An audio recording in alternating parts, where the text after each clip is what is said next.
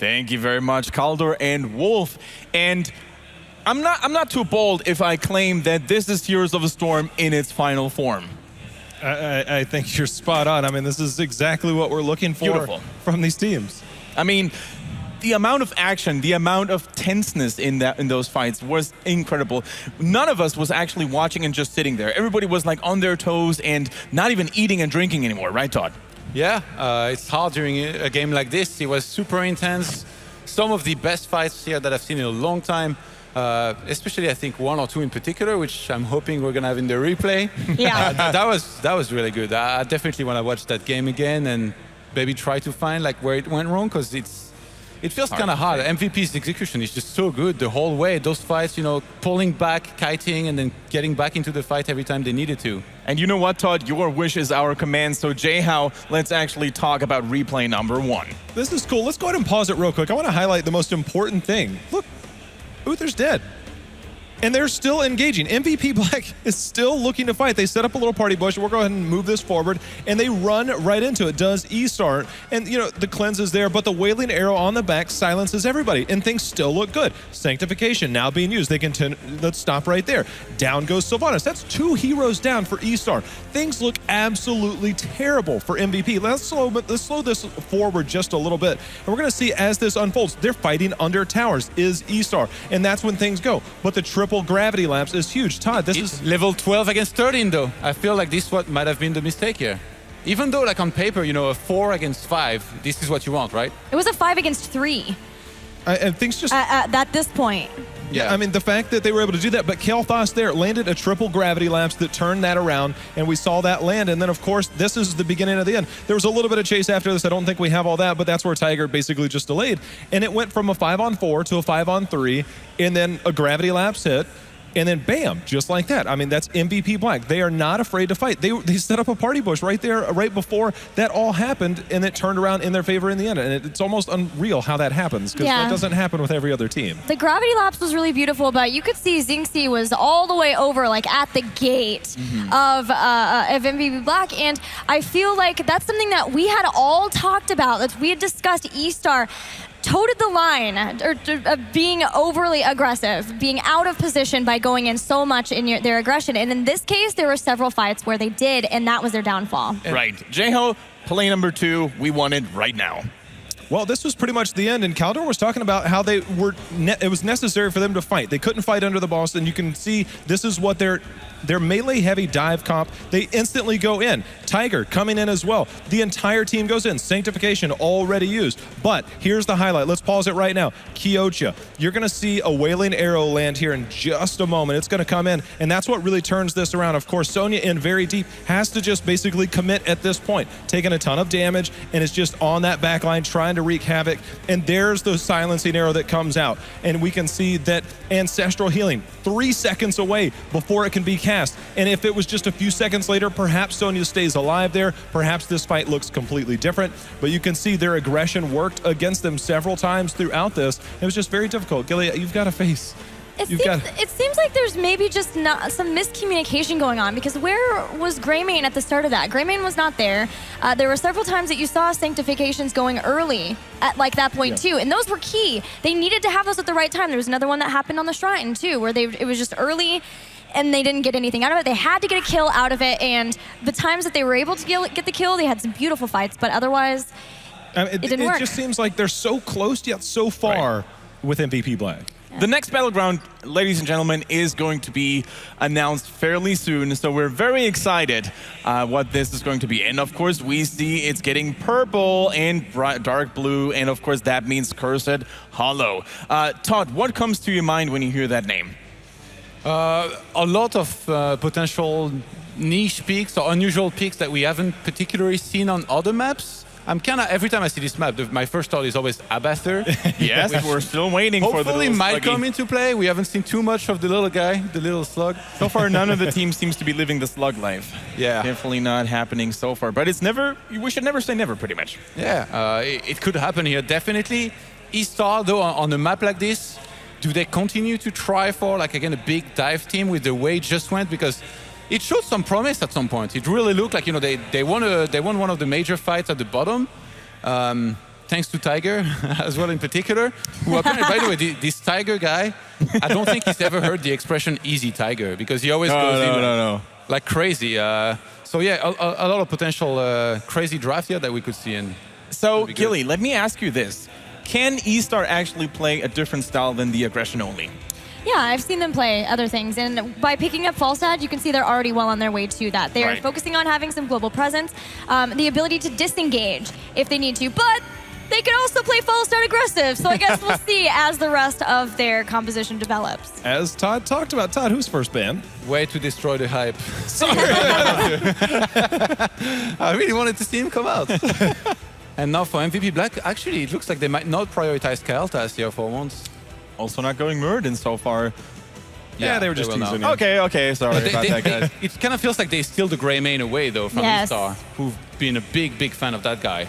I think the one hero that, these teams draft so differently, and I think one hero that we're definitely going to be seeing come out on this map, you want to deny tributes quite a bit. Li Ming, I think, might have a little bit more priority over some of the other maps we've seen her lack of presence on. Especially from eStar in particular, because Greymane's already been taken away. Xingxi also plays a lot of Li Ming. Plays some Kael'thas too, but it wasn't to as good of effect at Gold League as they were able to find with Li Ming and Greymane. But for now, we see a pretty early Zeratul pickup from eStar. When Tan said the hero I think about most was Abathur, I'm thinking Abathur and Zeratul, and there's Zeratul. Actually, last game in the draft, it really felt like the last two picks for MVP Black were very open. They had a lot of options to pick from. And they went for Arthas and Sylvanas. And I was like, it sounds good, but maybe they could have picked something, that seemed a little bit more convincing. But the way they played the game, it made perfect sense. And they pulled it off so well that, from now, I feel like we just shouldn't doubt these guys. They know what to pick every single time. And they actually ban Kael'thas there. That leaves Sonya and Li Ming open. Yep. Sonya? Yep. And Tassadar. That's something we see them play a lot of, and I'm actually surprised we didn't see that. But of course, that melee-heavy dive comp probably thwarted them away from playing a Tassadar with that double warrior instead.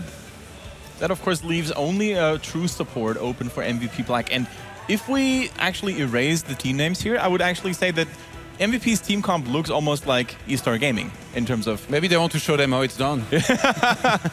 Whoa. Okay. Hey, man. This is Jimmy.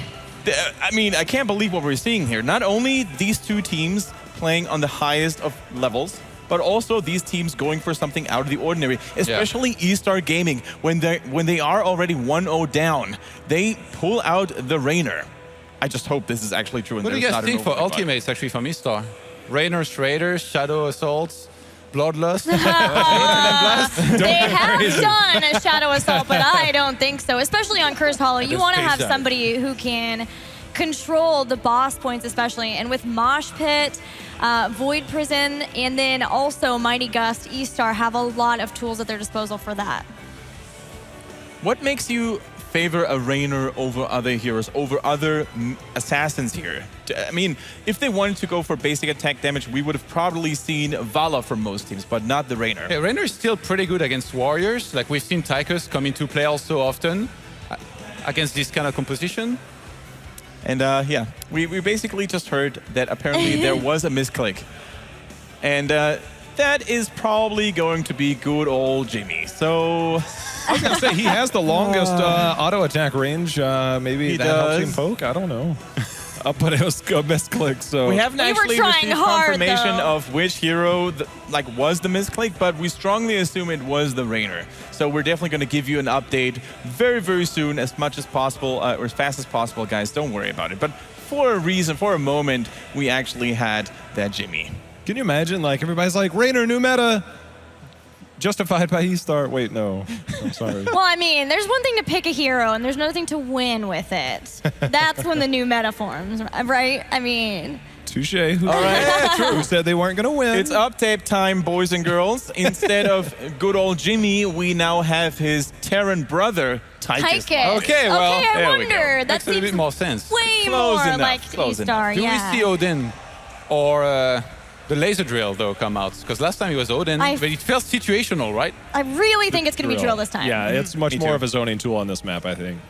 Definitely. I mean, you have all these narrow choke points. You have this great zoning tool available, which is, of course, the Draken Laser Drill, especially when it comes for fighting tributes, when it comes for fighting bosses, which are, there are two on the map. So let's actually, without further ado, move over to predictions.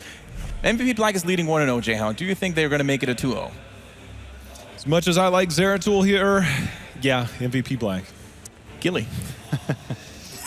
Yeah, I gotta go with MVP Black too. 2-0. What do you say, Letod? A captain goes down with his ship. I speak with eStar, and they're going to win this map. I like the loyalty, but unfortunately, I cannot hop on your wagon. I think MVP is going to make it. But hey, if eStar takes it, you're going to look good as hell, Todd, here. So without further ado, let's actually throw it over to the casters that will guarantee goosebumps. Kaldor and Wolf, take it away, boys.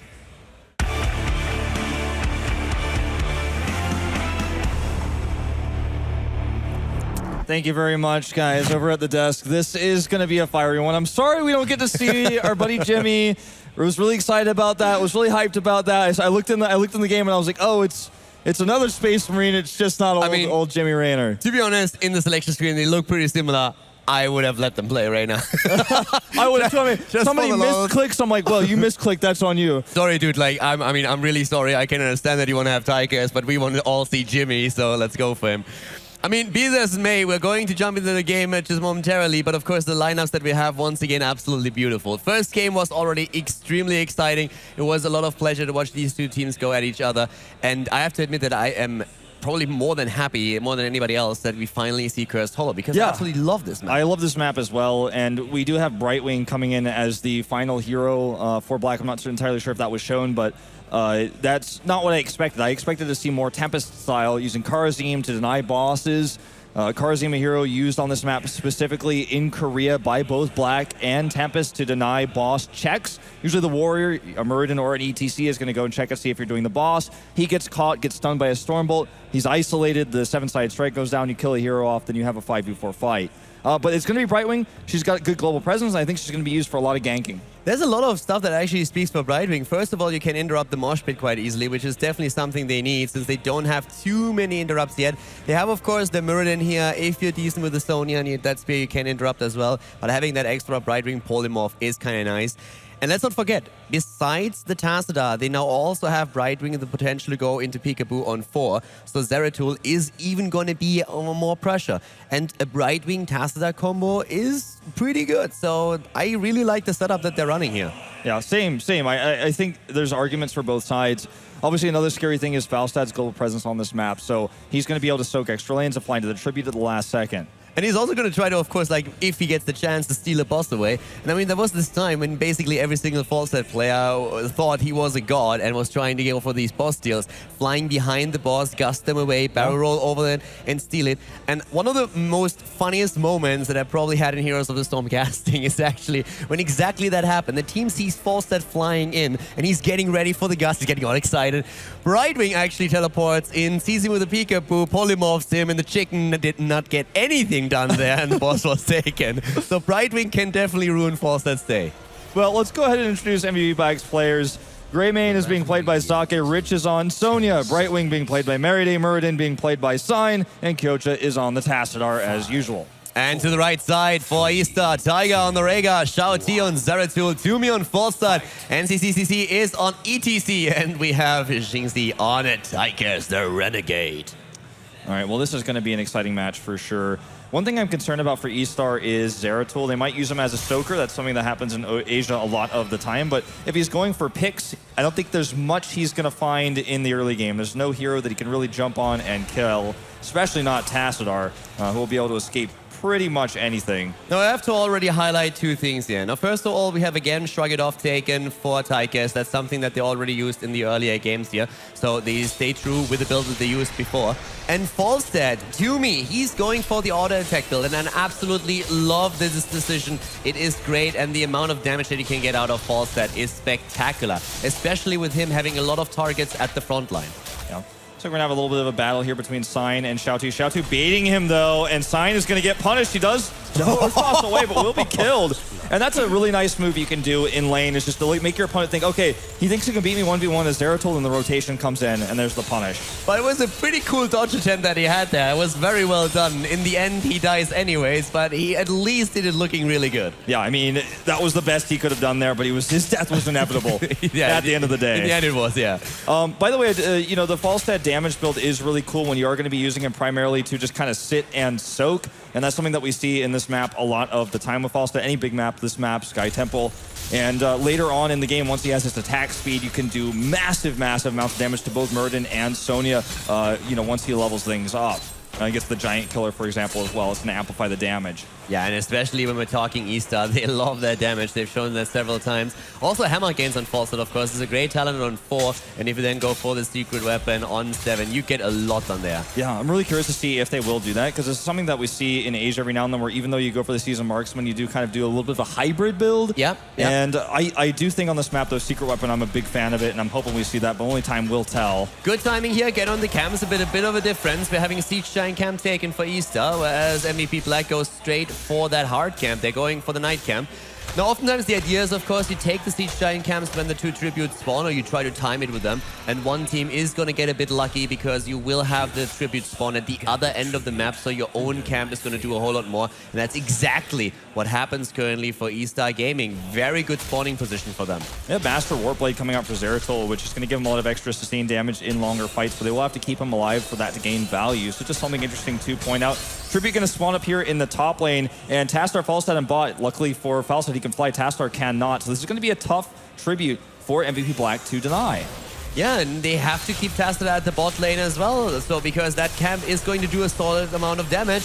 Tastada is rotating now, though, and we have Falstad there up at the top. On the other hand, Shao T had to jump out on the Zerto, but look at Tychus, the Renegade. Oh my god. Here comes Falstad. ETC goes in, Falstad is back, Tribute is channeled, and they go for the kill now. They grab the kill onto Rich right away. As you can see, going to have to escape. Sake is going to go down. Meriday is not safe either. He does get away, and CCC going for the chase as well. And this is the power of Falstad on this map. You force Tastar to stay on there, and he just rotates faster. And Tychus with the balls of steel. Did you see that? Like, he was basically dead in the waters, and he just turns around again. It's like, oh, wait a second, I'll take that second kill too. Yeah, he had no fear there. And this is putting eStar closer to 7.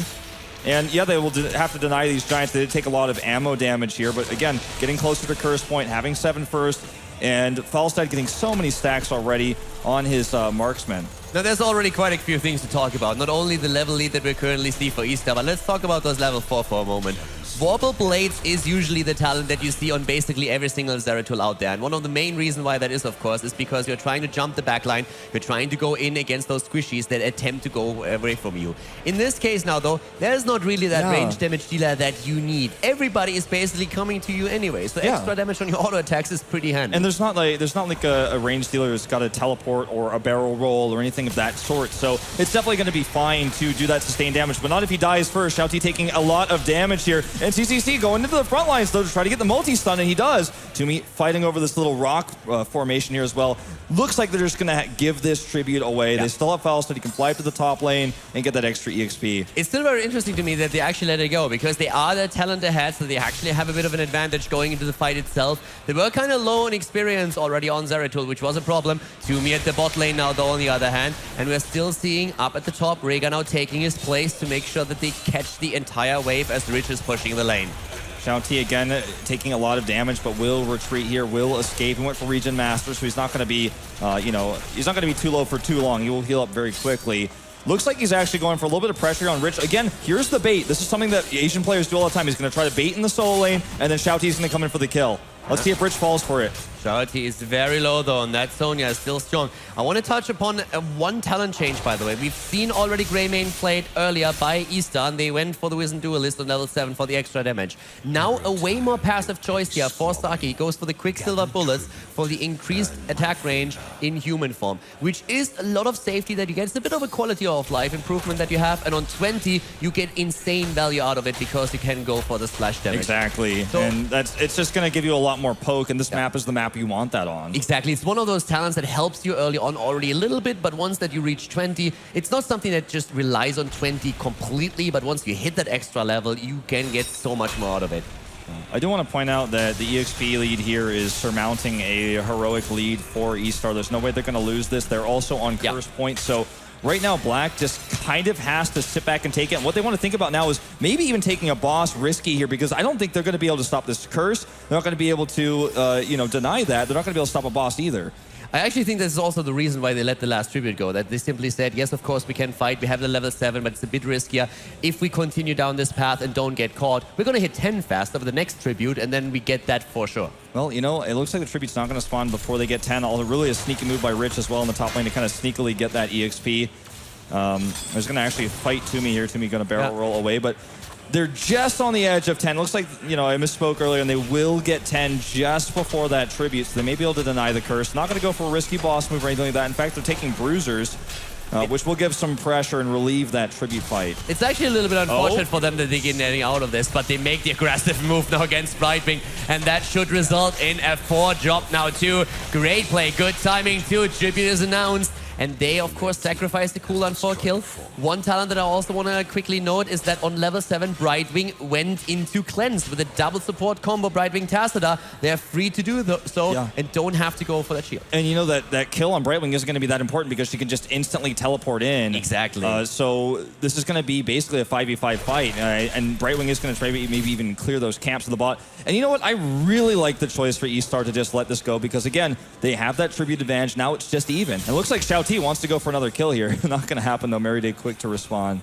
Yeah, that cleanse is really something that I still find very interesting. But you're totally right. They let another tribute go. So once again, they find themselves in a position where they just delay it. And I have to admit that it's fascinating to me. The Chinese teams, they are the teams that everyone says they want to fight, they want to go for the aggression, and sometimes it seems a little bit mindless how they actually jump into every battle that presents itself. eStar is playing a very different style right now. They are playing a very smart one, but they also have to be careful here because MVP Black, they're trying to go for it. Here comes the forced fight, and we already have Muradin in a bit of trouble. Sign is jumping out, and eStar can disengage. Now, eStar has to disengage. Shouty even had to waste his Void Prison there because he was caught, because Greymane was on top of him, and because Sake forced that situation, he has to back out. Now they don't have that much engage potential because Mosh Pit's still on cooldown, and so is Gus. They're going to back off, try to get these camps, try to time it right before the Merc camp. At the same time, also, we're having a halfway completed already seasoned Marksman as the quest talent. Also pretty important here to note for the extra damage. Besides that, 13, very close. That would give eStar again the edge over the next tribute. And as we said before, it's going to be one of those cursed tributes. This is a huge power spike at level 13 for eStar because of Giant Killer. With the auto attack abilities going for, with even Hammergans, the secret weapon, and the seasoned marksman, Falstad is going to do a ton of damage. So Toomey is the guy to watch out for in these fights. If he's left alone, he is going to do sick damage. You said it perfectly. It's an amazing talent for them. They have also, that's the stuff now on Tychus for the extra sustain. MVP, they shouldn't fight for this tribute, but they're trying to right now. The teams are jumping in. Gust is already used. Here comes eStar. The force wall is there, but Shao T is just simply jumping away. The drill is on the ground, and Tiger is going for the channel. Sake wants to interrupt it. They're trying to buy some time, but he has to be careful. Sake is too far out, and he's going to fall. He falls, and look here, another mosh pit actually locking down Kyoto. It looks like he barely escapes for the time being. Sign gets out as well. Oh, Tassadar! And he's down. The force wall not strong enough. That drill did so much damage while the mosh pit was active. And with a curse, we are now seeing eStar in full pursuit. They want to have another kill. If Tiger gets the cooldown, there it is. But Brightwing with a blink kill jumping away. And ETC not in range for another power slide. Well, I do feel like Black got a nice exchange there in the fact that at that last fight, they bought a little bit of time. They wasted a little bit of curse time.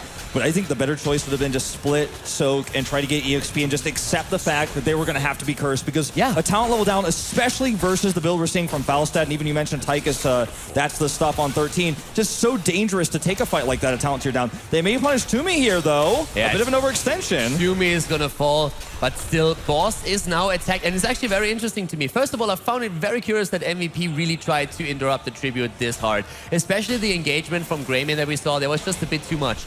But now, eStar, they go for 2 forts, which is great, but they are still losing a bit of momentum that they are trying to get with that curse. Yeah, they are, they're fighting a 4v5 if they do fight for this boss, and MVP with that kill, just on Falstad alone, on Toomey, basically made it so, we can actually deny this boss. we are down in levels, but we're on the same talent tier. We're on, cursed point here. I feel like taking this boss was greedy, but MVP Black getting that kill allowed them to stop it. And it wasted the entire curse. That curse was very low impact for eStar. Well, they had two forts, so I feel like in terms of like pushing lanes and gaining map control, it helped them. But you're totally right that they were, unfortunately for them, not able to get that boss. I feel the boss was more one of these attempts. If they don't check, we get it. Yeah. Like that, we don't risk too much. We can actually play this. What I find quite interesting at the same time, though, is that when we're looking at kills alone, it's 6 kills against 1, and it might actually be 7 as they're going for Brightwing. And oh my god, Brightwing has absolutely no chance. Yeah, there were no minions for her to blink teleport to, so no blink heals there, and they just simply grabbed the kill. Now, they were in position to grab her and grab this boss, whichever came first. With the kill here, it's going to be hard to deny, especially because level 16 is just now hit for eStar. I think a fight here for MVP Black would be a mistake. That would be horrible. There's Mighty Gust as well. You're never going to steal that boss. There's absolutely no chance. If Falstad flies in, on the other hand, he could try, and Gust doesn't do that. They get the isolation. The Void Prism is up. ETC is waiting for it. They're going to go in for the kill against Sign. They're waiting for a long time with the stun, trying to isolate, and Sign goes down. That's a great kill. Oh my god! Against 3, 1 down. They break through the wall. NCC is blood in the waters. They're trying to go deep, and the boss is already rushing through the bot lane. Straight for the keep. And Rich was pushing the top lane throughout all of this. He wasn't even here. It looks like they want to grab the kill onto Kyocha. It's not going to happen, but that Mosh is so powerful right now. They have a boss pushing this lane. We're 12.5 minutes into the game. Only 20 seconds respawn timer on Greymane, but they are going hard here. They want more kills. They want to try to end this now. eStar, they're so aggressive right now. They want to go for it. They go for it. They go for it. They take down Sonya. Oh, no, Sonya is down. Meriday jumps away with the blink kill, but they're attempting to go for a core. eStar, they see that they have an opportunity to end the game right here. The talent advantage is still there. The boss on half health. They go for the core. Here comes the stun once again as Greymane is back to business. And they're targeting down the core. 60% here. There's so much damage on this team.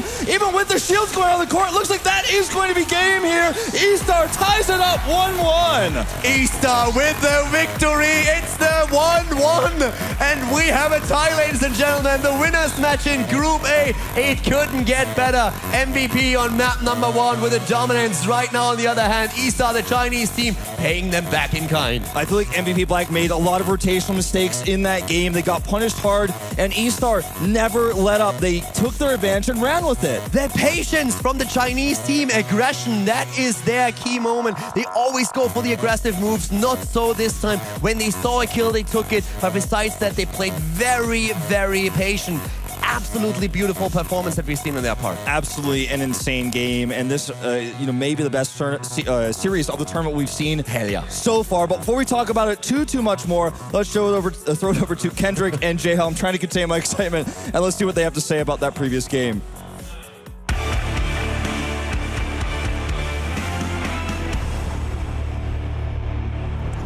Thank you, guys.